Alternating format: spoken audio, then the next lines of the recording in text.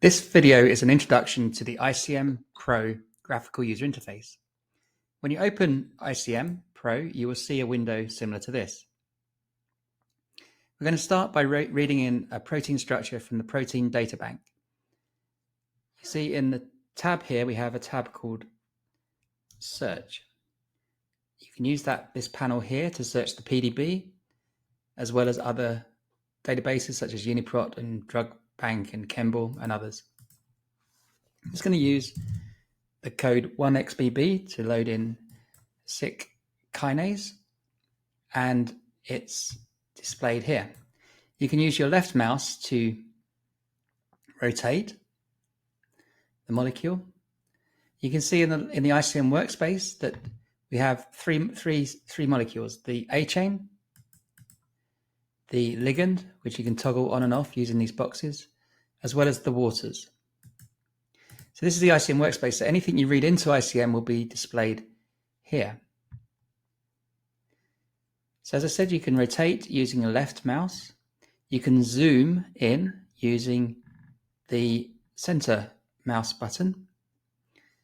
Also, if you move your cursor to the left-hand side, you can use the left mouse button to zoom in and out, which is sometimes more convenient.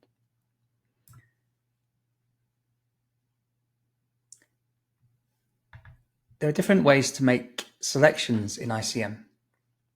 Selections are useful if you want to do color or change the representation of your protein, and for other things for docking as well as modeling. I'm just going to close this terminal window. This is for the writing commands. We're not going to use commands in this example, so I'm going to close that. So if we wanted to, for example, select the ligand, we could right-click and drag on the ligand.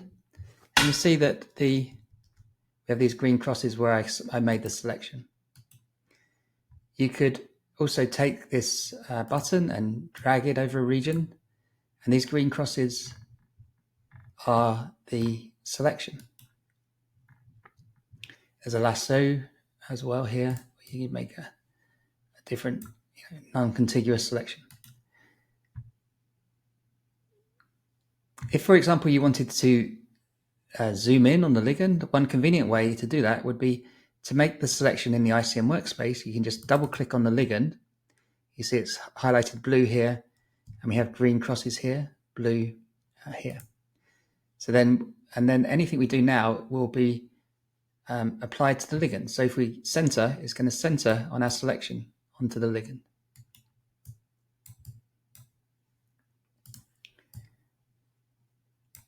If we were to select a residue, see that we have a methionine here at the back of the pocket.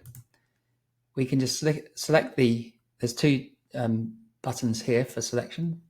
Actually, I'll show you all these buttons are for selections, as well as up here. These are selection buttons as well. So here we have the R, this is the residue selection, this is the atom selection. So to select, if you want to select the residue, it will just click here and then click on your residue. And you'll see that in the ICM workspace, we have it blue here because I made a selection. And then if you expand the protein sequence, you see the methionine is selected here. So now if we go to the display tab, anything we do now will respond to the selection. So if we click on CPK, it makes that residue into CPK. We may be interested in the residues that surround the ligand. So one way to do that is to right-click on the ligand and choose Neighbors. It asks you for a selection, radius of 5 angstroms. What type of selection? Same object. You may have multiple PDBs, and you could select in all of them if you wanted to. Or you can be more specific. You can exclude source, so it will remove the ligand or the selection that you use to make the spherical selection. We can include water or exclude it, and just go OK. So now you see we have these green crosses that represent the selection of the residues around the pocket. So now if we go to display and choose wire, it will display those residues.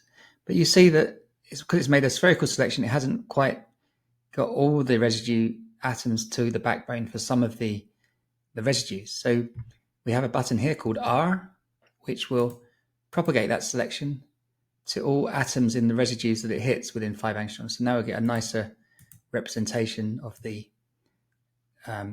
neighboring residues to this ligand.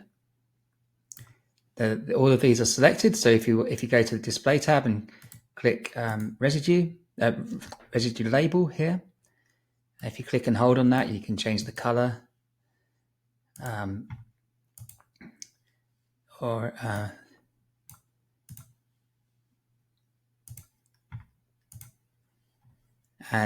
you can do different. If you click and hold on any of the buttons, you can change the style, the font, and other things. Okay, so to undisplay those residue labels, you can just click here. Maybe we want to change the carbon atoms of the color of the carbon atoms of the ligand. So we can do that by selecting the ligand, click and hold on the X stick, which is the representation, the thicker stick for ligand. You can say color C and then choose green, for example. You may also want to change the representation of the protein. So if you double click on the A chain, that will select, you see, select all the residues in that protein. And then you can go color by, you can color by occupancy, B factor, hydrophobicity, other properties. I'm just going to color it N to C, the N terminal to the C terminal. So if you like a representation, you can make a slide. It's by clicking on this button here, makes a slide. And the slide is saved up here, which is quite useful. So if we zoom out, or if we change the representation to something we don't like, or what have you, you can always just double click on your slide and it will take you back to that representation that you made.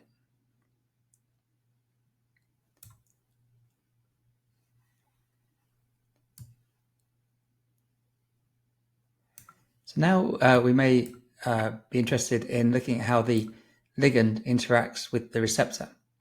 So this is a PDB file. You see here it says XR, so it's X-ray structure.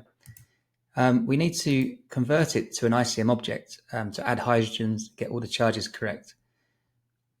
So to do that, we right-click on the protein itself on this level here. So this will convert the whole protein. Go to Convert PDB, and then you get some options. You can keep tight waters. You can delete all these tight waters, those that make 3 to 4 hydrogen bonds with the ligand and the receptor. You can delete all waters. We're adding hydrogens, so we need to optimize the hydrogens. There's some ambiguity in the electron density, for example, for the rotations of asparagines and glutamines, and the protonation state and charge of the histidines. Those will be optimized. You can replace, I'm just going to replace the original. You can also predict the formal charge using ICM's pKa of the ligand, ICM's pKa model.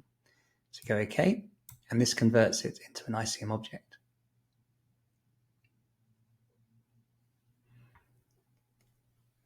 So now, if we want to look at the interactions of the ligand, one way to do that was how we did it before. We displayed the receptor side chains. But if you just right-click on the ligand and go to Pocket, say Ligand Pocket Interactions, it gives you this representation. So you can see we have a hydrogen bond here with the hinge region of the kinase. If we wanted to look at the pocket colored by binding property, go to Pocket, Receptor Pocket, and that will display the pocket. So it's colored, the pocket is colored by the property of the receptor. So green is hydrophobic, white is lipophilic, Blue is hydrogen bond donor and red is hydrogen bond acceptor. Another representation is the ligand surface, which gives a better representation of, which is useful when you're designing new ligands, because it gives you a better representation of where there's cavity or space to build into. So you can see you have like a mouth of the pocket here, there's space to build in, but if we rotate the back here, it's cut off, so there's no space to build in that area. It's another useful tool.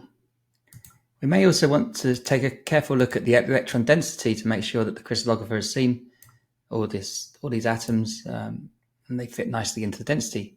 We can read the electron density map by going to Tools, X-ray, Get Electron Density Map, and go OK.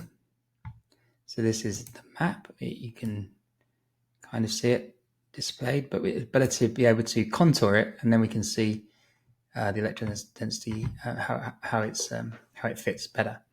So if we just want to look at the electron density around the ligand, just double click on the ligand, go to Tools, X-ray, Contour, Electron Density. And you can change the sigma levels.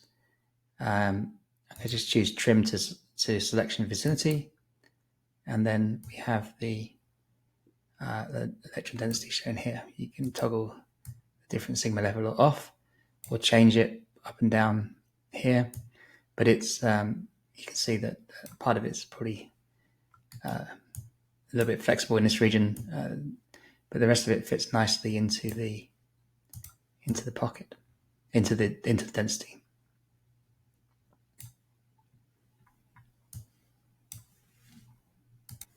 Okay, when we look at the ribbon, the chain, we can see that they have these dashes. That means that there's zero occupancy in that region, and there's a gap in our structure.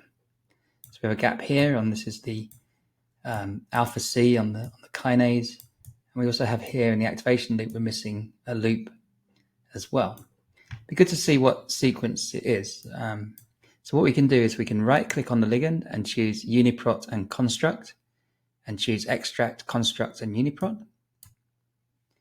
It's going to choose this 3D sequence from the PDB and the Uniprot sequence to align. This gives us this window, the alignment, and then we can quite clearly see the gaps here.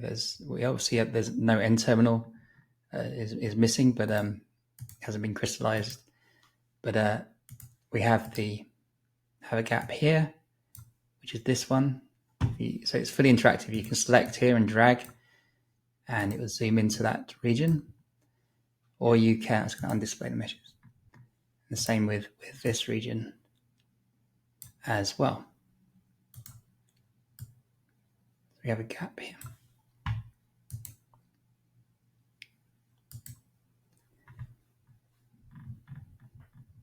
So if we want to fill these gaps with there are different ways you can do it.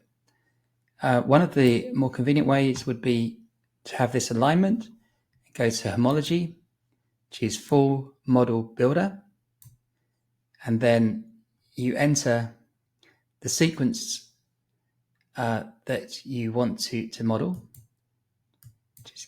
which is the Uniprot sequence, KSYK human. And then we have the 3D template, which is the 1XBB A chain. And then we have the alignment, which was made for us when we extracted from Uniprot the sequencer. There's an option called Trim to Template, which means that it won't try to model the N terminal because there is no template there. There's some different options for changing alignment, but we don't need that. We can keep the ligand in the pocket as it's modeling if there's a loop around the ligand. So you just double click on the ligand and make it an orange selection. So click here. This is an orange selection. It's asking you for an orange one. It's orange cross here.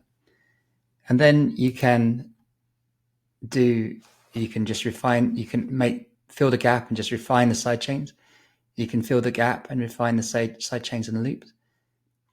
Or you can run a full refinement, which takes about an hour or so to finish. And that will fully refine the whole model. And this is the Monte Carlo effort, which is the length of the simulation. And then you go OK, and it will build the model for you.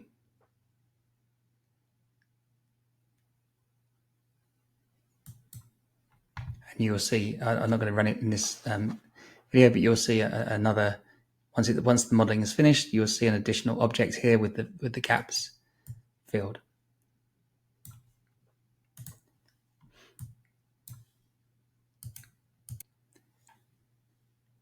So this is a sort of brief introduction to the graphical user interface. We have more detailed videos on our YouTube channel.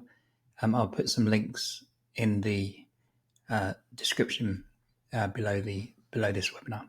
Thank you.